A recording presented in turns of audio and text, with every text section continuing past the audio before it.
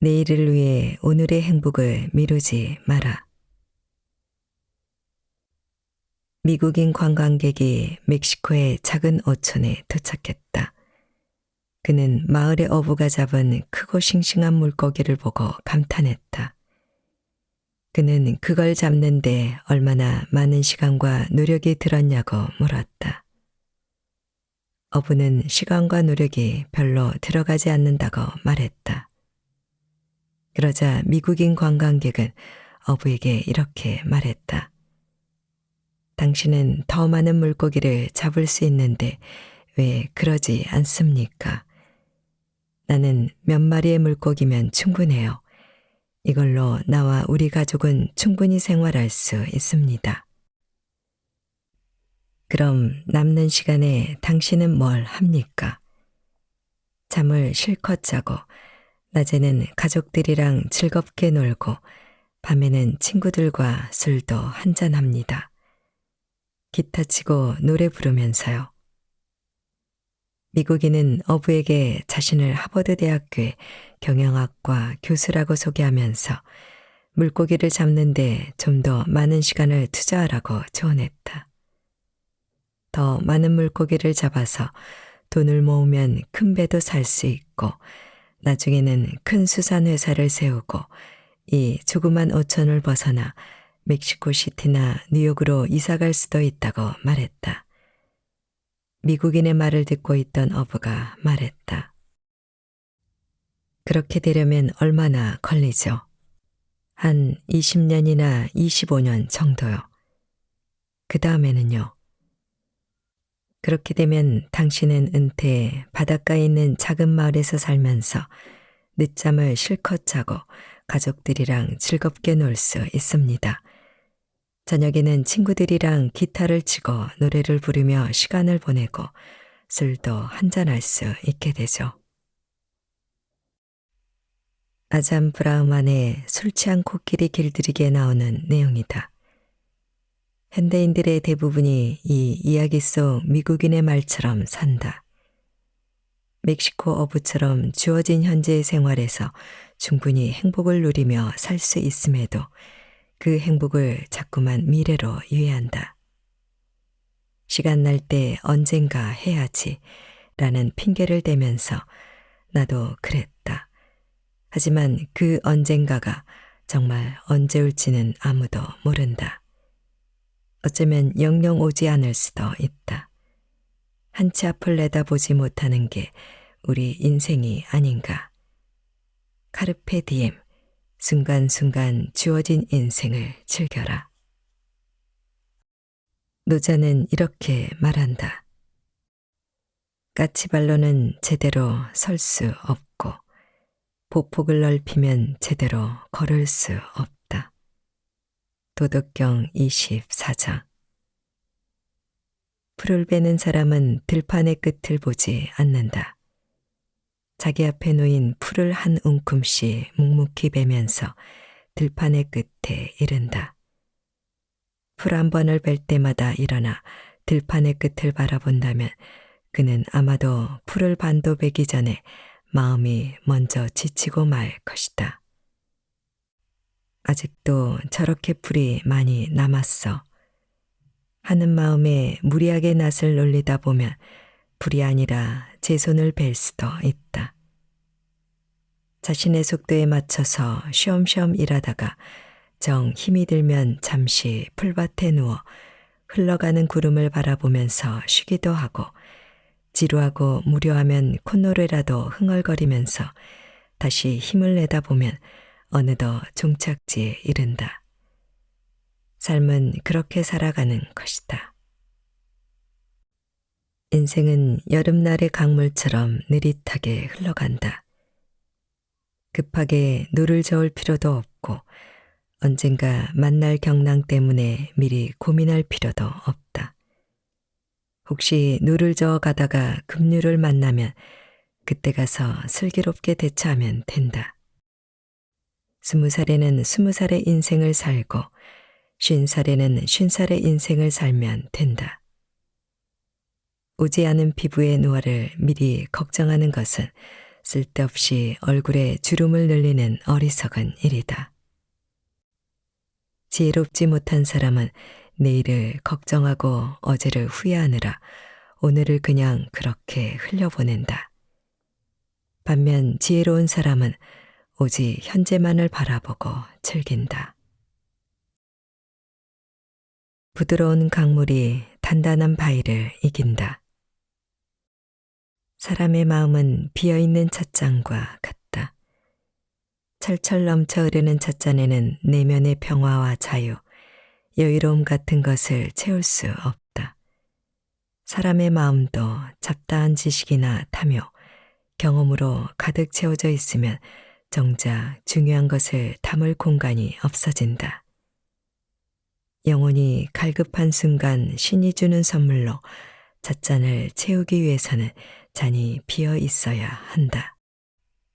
숨을 쉴 때 날숨으로 묵은 공기를 뱉어내야 들숨으로 신선한 공기를 들이마실 수 있듯이 먼저 비워야 새로운 것을 채울 수 있다.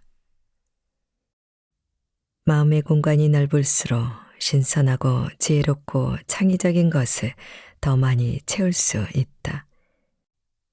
영혼이 자유롭게 숨을 쉬려면 마음을 수시로 빈잔의 상태로 만들어야 한다. 그렇지 않으면 과부하가 걸린 컴퓨터에 갇힌 아이콘처럼 우리의 영혼은 한 걸음도 앞으로 나아가지 못하고 제자리에서 뱅글뱅글 맴돌게 된다. 요즘 잘 나가는 기업들을 보면서도 무소유와 비움의 의미를 깨닫는다. 세계 최대의 택시회사 우버에는 차고가 따로 없다. 보유하고 있는 차량이 하나도 없기 때문이다. 하지만 그들은 전 세계 교통시장을 꽉 잡고 있다. 세계 최대의 숙박업체 에어비앤비도 마찬가지로 자신들이 소유하고 있는 건물이 없다. 하지만 에어비앤비 서비스를 이용하는 고객들은 원하는 장소와 공간에서 언제든지 편안하게 머무를 수 있다. 우버와 에어비앤비의 사업은 그 속이 비어서 더 많은 것으로 채울 수 있다는 것이 본질이다. 정원 디자인 전문가 마스너 슌면은 아무것도 없는 정원이 가장 아름다운 정원이라고 했는데 그런 의미에서 보면 우버와 에어비앤비는 세상에서 가장 아름다운 정원을 갖춘 기업인 셈이다. 세탁소에서 고참 옷걸이가 새로 들어온 신참 옷걸이에게 이렇게 말했다. 너는 항상 이 말을 명심해라. 너는 그저 옷걸이일 뿐이다. 그러자 신참 옷걸이가 물었다. 왜 그런 말씀을 하십니까, 선배님? 이에 고참 옷걸이는 다음과 같이 말했다. 나는 그동안 많은 옷걸이를 봐왔다. 그들은 대부분 자신에게 걸리는 옷이 자기 자신인 줄로 착각한다. 밍크 옷이 걸리면 자신이 밍크가 된 것처럼 착각하고 가죽 재킷을 걸치면 자신이 가죽 재킷이 되는 양 착각한다. 하지만 내게 걸리는 옷은 절대로 내가 아니다. 너는 그저 옷걸이일 뿐이다. 옷이 걸쳐지지 않고 비어있을 때가 너 자신이라는 사실을 단 한시라도 잊어서는 안 된다. 우리도 그렇다. 우리는 자신에게 주어진 사회적 지위나 부, 명예를 자신의 정체성과 일치시킨다. 하지만 그런 것은 한순간 머물다가 지나가는 뜬구름에 지나지 않는다. 지위나 돈, 명예는 영원하지 않다. 나라는 존재를 제외한 모든 것은 스쳐 지나가는 것들이다. 노자는 이렇게 말한다. 하늘은 높고 땅은 끝이 없다. 하늘이 높고 땅이 끝이 없는 까닭은 스스로를 드러내려고 굳이 애쓰지 않기 때문이다. 그러하기에 더 오래 갈 수 있는 것이다. 성인은 몸을 뒤에 두기에 앞설 수 있고 몸을 밖에 둠으로써 몸을 보존한다. 사사로운 마음을 앞세우지 않기에 능히 자신을 이룰 수 있다. 도덕경 7장.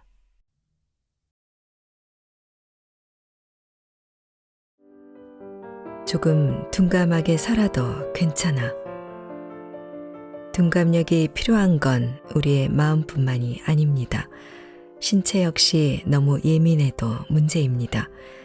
특히 일상에 곧바로 영향을 미치는 가장 중요한 오감, 즉 눈, 귀, 코, 혀, 피부가 지나치게 예민하면 득이 될 게 없지요.